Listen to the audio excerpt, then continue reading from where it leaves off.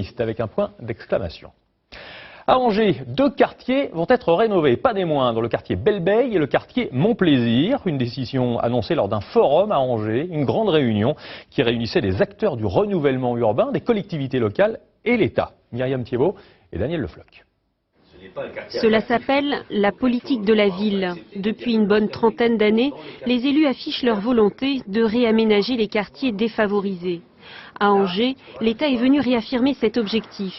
Ici, plusieurs secteurs de la ville sont sélectionnés pour faire partie du nouveau programme de renouvellement urbain, avec un enjeu, la mixité sociale. C'est tout le travail que nous allons faire, c'est-à-dire changer l'image de ces quartiers, les faire redevenir attractifs, faire en sorte que là où il n'y a pas beaucoup de logements sociaux, on en construise un peu pour que les populations les plus fragiles soient aussi mieux réparties sur le territoire.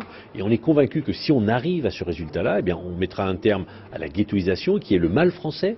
Dans le quartier Montplaisir, 63% de l'habitat est du logement social. L'objectif de la ville, réduire de moitié cette proportion, ce qui veut dire reloger une partie de la population. Soit elles souhaitent acquérir, soit elles souhaitent déménager et évidemment elles ont des attentes. À Montplaisir, on a le marché, l'école, les commerces au pied de l'immeuble, on aura demain le tram. Je suis certaine que beaucoup n'ont pas envie d'aller à la campagne. À l'association des habitants du quartier Montplaisir, les avis sont partagés sur les changements à venir.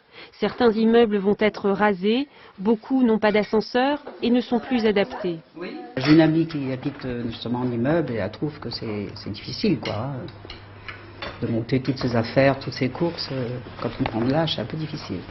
Moi, j'ai de la chance que je ne vais pas faire partie des bâtiments qui vont être abattus.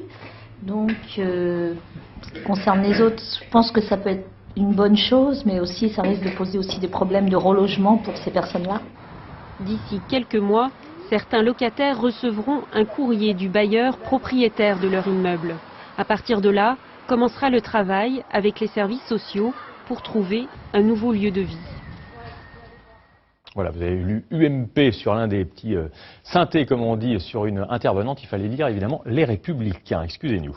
Les retraités et le numérique, beaucoup.